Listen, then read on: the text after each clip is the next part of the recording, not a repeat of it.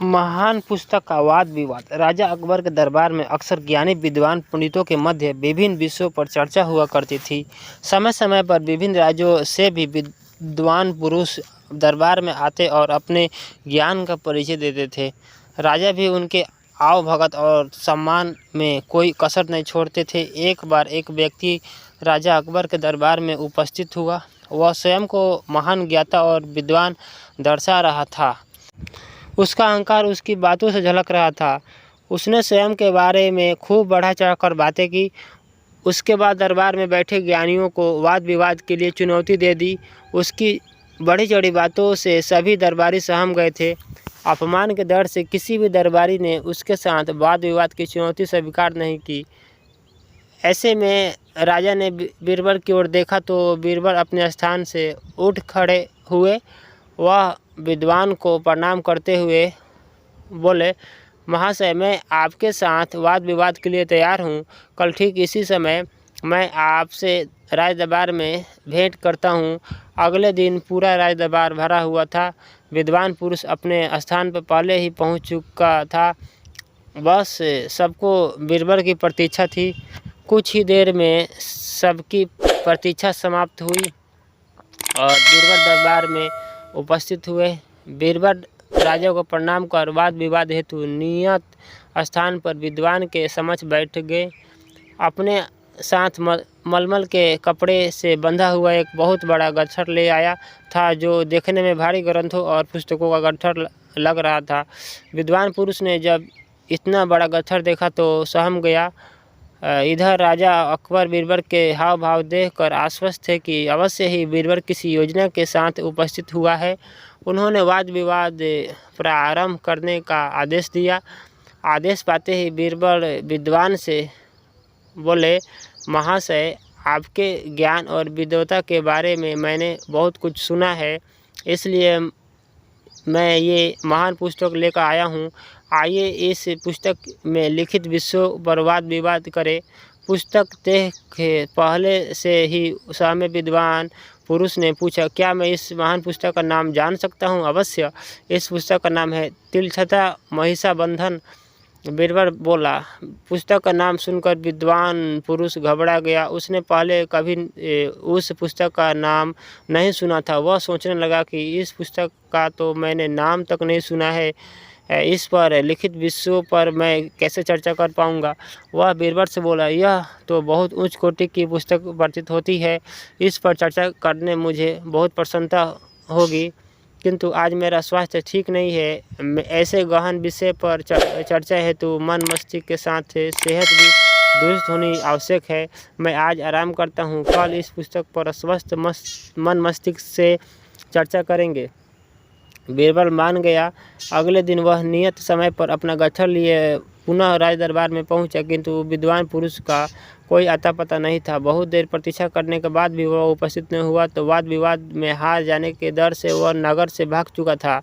राजा सहित सभी दरबारी चकित थे कि ऐसी कौन सी पुस्तक बीरबल ले आया जिसके डर से स्वयं को महान ज्ञाता बताने वाला भाग गया। राजा ने पूछा, बीरबल, बताओ तो सही, है कौन सी महान पुस्तक है? मैंने भी आज जिससे पहले कभी इस पुस्तक के नाम नहीं सुना है। बीरबल मुस्कुराते हुए बोला, महाराज, यह कोई महान पुस्तक नहीं, मैंने ही इसका नाम तिलछता महिषाबंधन रख दिया है। इसका अर्थ तो बताओ। बीरबल राजा बोले, महाराज, तिलछता का अर्थ है शीशम की सूखी लकड़ियाँ, महिषाबंधन का अर्थ है भैंसों को बांधने की रस्सी। इस गट्ठर में वास्तव में शीशम की सूखी लकड़ियाँ है जो भैंसों को बांधने वाली रस्सी से बंधी हुई है। मैंने इसे मलमल के कपड़े में कुछ इस तरह लपेट कर ले आया था कि देखने में यह पुस्तक जैसी लगे।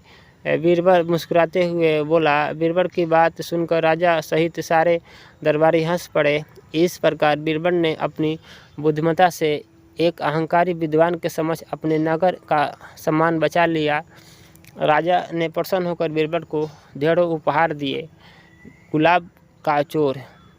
महाराज अकबर के राजमहल में एक बगीचा था जिसमें विभिन्न प्रकार के फूल लगे हुए थे। सारे फूलों में लाल गुलाब के फूल महाराज को अति प्रिय थे, इसलिए माली को उन्होंने उस फूलों का विशेष ध्यान रखने का निर्देश दिया था।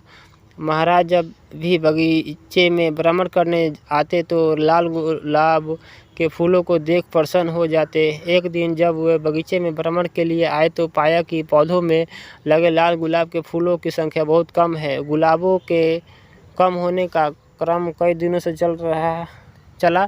ऐसे में उन्हें संदेह हुआ कि अवश्य कोई लाल गुलाब के फूलों की चोरी कर रहा है।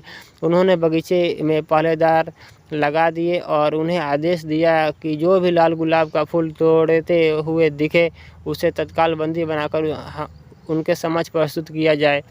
पहरेदार सतर्कता से बगीचे की निगरानी करने लगे। उनकी निगरानी रंग लाई। एक दिन चोर उनके हाथ लग गया। यह चोर कोई और नहीं बल्कि बीरबल का पुत्र था। जब यह बात बीरबल के घर तक पहुंची तो उसकी पत्नी बहुत चिंतित हुई और बीरबल से मिन्नतें करने लगी कि किसी तरह उसके पुत्र को छुड़ा कर लाए। बीरबल अविलंब के बिना ही राजमार्ग के बगीचे की ओर चल पड़ा ताकि महाराज के सम्मुख प्रस्तुत करने के पूर्व तक अपने पुत्र से मिल सके। रास्ते भर वह उसे बचाने का उपाय सोचता रहा। जब वह राजमार्ग के बगीचे में पहुंचा तो देखा कि पहरेदार उसके पुत्र को महाराज के सम्मुख प्रस्तुत करने की तैयारी में है। जब वह अपने पुत्र से बात करने को हुआ तो पहरेदार ने यह कहकर रोक दिया कि अब अपने पुत्र से बंदी गृह में मिलना। बीरबल क्या करता, दूर खड़ा अपने पुत्र को पहरेदारों द्वारा ले जाता हुआ देखता रहा। उसका पुत्र जोर जोर से रो रहा था और कह रहा था कि पिताजी, आगे से मैं ऐसा कुछ नहीं करूँगा, मुझे बचा लीजिए, कृपया कुछ करिए। बीरबल को दूर से ही चिल्लाया, मैं क्या कर सकता हूँ, अपनी तीखी जुबान का प्रयोग करो, शायद वही तुम्हें बचा पाए। पुत्र सोचने लगा कि ये पिताजी क्या कह गए, क्या इसका कोई अर्थ था। वह सोचने लगा और कुछ देर में उसे पिता द्वारा कही बात का अर्थ समझ में आ गया। इसका अर्थ था कि तीखी जुबान का प्रयोग कर गुलाब के फूलों को खा लो। उसने ऐसा ही किया और रास्ते पर गुलाब के फूलों को खाता रहा। जब पहरेदार महाराज के सामने पहुँचे तब तक वह सारे गुलाब खा चुका था। पहरेदार महाराज से बोला, महाराज, ये बालक ही लाल गुलाब के फूलों का चोर है। हमने इसे रंगों हाथ पकड़ा है। लज्जा नहीं आती? इतने छोटी उम्र में चोरी करते हो, बड़े होकर क्या करोगे? महाराज क्रोध होकर बोले। बीरबल का पुत्र बोला, मैंने कोई चोरी नहीं की महाराज, मैं तो बस बगीचे में जा रहा था और आपके पहरेदारों ने मुझे पकड़ लिया।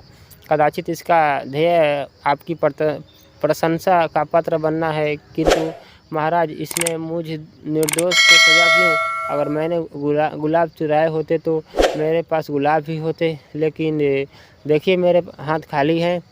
महाराज ने देखा उसके हाथ में कोई गुलाब नहीं। पहरेदार भी चकित थे कि सारे गुलाब कहाँ नदारद हो गए। रास्ते में अपनी धुन में वे ध्यान नहीं दे पाए कि कब बीरबल का पुत्र सारे गुलाब चट कर गया। अब बिना प्रमाण के यह साबित करना असंभव था कि वह गुलाब चोर है। महाराज पहरेदार को फटकारने लगे, एक निर्दोष बालक को तुम कैसे पकड़ लाए? इसे अपराधी सिद्ध करने का क्या प्रमाण है? तुम्हारे पास भविष्य में प्रमाण के साथ चोर को लेकर आना, इसे तत्काल छोड़ दो। बीरबल के पुत्र को छोड़ दिया गया। वह घर पहुंचा और अपने माता पिता से क्षमा मांगी और उसे वचन दिया कि भविष्य में बिना पूछे कभी किसी भी कोई वस्तु नहीं लेगा, क्योंकि वह चोरी कहलाती है। बीरबल ने उसे क्षमा कर दिया। थैंक यू दोस्तों, thank you very much watching this video, thanks.